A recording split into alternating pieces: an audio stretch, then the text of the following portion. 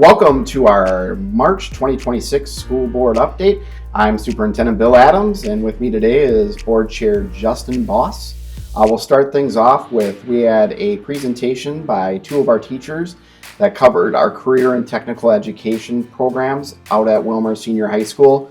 Many of our folks that graduated 20 plus years ago know that as shop class.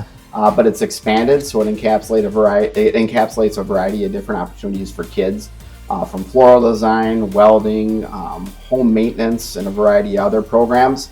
What impressed me most about their presentation is the wide variety and range of programming we have that we can offer to kids from that maybe are diverse in their needs or desires, and if they want a program, we likely have it for them. I believe they said there was 30 plus programs there, so like you said, a lot of opportunities from vehicle maintenance to home maintenance, welding, wood shop, kind of some of your more classic shop classes, but several floral design classes and opportunities there that give our students great opportunities after high school as well, and some of those classes just to walk into jobs right after school with some great training as well too.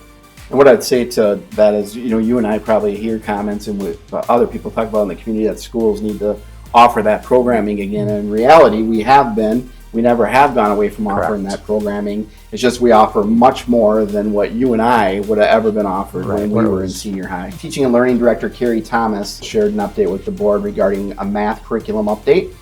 So each year, our district reviews different curriculum products and adopts new curriculums as the cycles move through or standards change. There's no difference here. Our math standards have changed, and it's time to develop a new curriculum. Typically, we like to approve the curriculum in March so we can start doing some fiscal planning.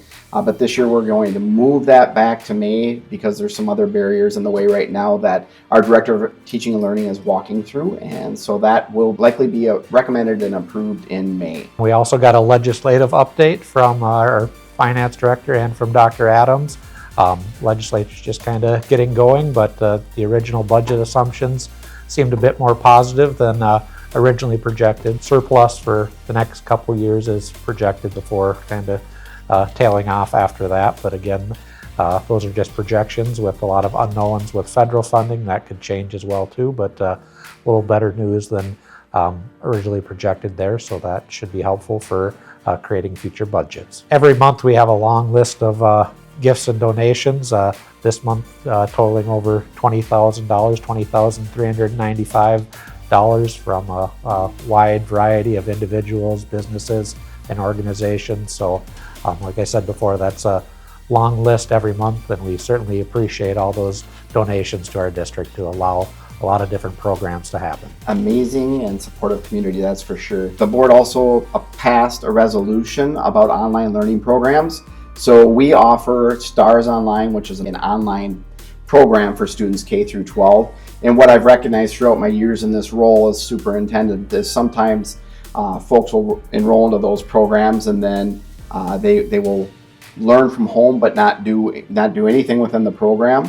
And what I learned historically over the last about 10 years is that unless the board passes a resolution, there's really no ability for the school district to say, hey, that online learning program is not working for your child, they're not logging in, and since the beginning of the semester they haven't turned any work.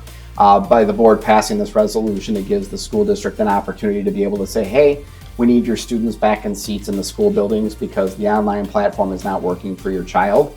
And ultimately, we believe that that's going to be in the best interest of our students. We also got an update on our 27 fiscal year budget assumptions from Catherine Haas, our Director of Business and Finance. So a lot of assumptions that are made, but one of the big things I'd like to thank our legislators for is having that set amount where we have a floor and a ceiling, so we have a little bit of an ability to plan more budget-wise, to have a little bit of a more known factor there. So that's making things easier. Yeah, much easier to build a budget.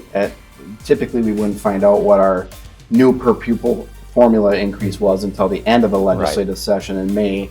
So it was really challenging to set a budget for the next fiscal year when you weren't finding out till the end of May. And now we know that the floor is 2 and the ceiling is 3, and we've been getting that notification in about January, February-ish, where I think next year's formula increase is 2.69%, and that's based on inflation. So that's really awesome for school districts. And like you said, thank the legislators. Hopefully that's something the legislature keeps to make it easier for districts to plan. We also had an agreement renewal with the Southwest West Central Service Co-op.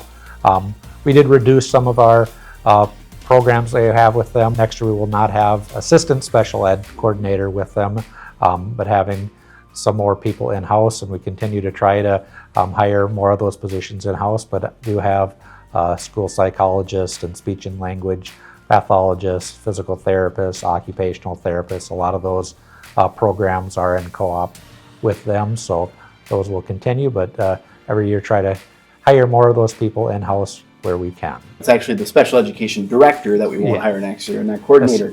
But that's a technical term. And yeah, whenever you can hire in-house, have our own employees, and we can develop them, align them to our system. And so our student services director has done a great job working through that process to bring people on board into the Willmar Public School system and be an employee of our school district. Well, that wraps up this month's update for March, and we welcome you back in April, where we'll provide you with the new update. Until then, have a great month.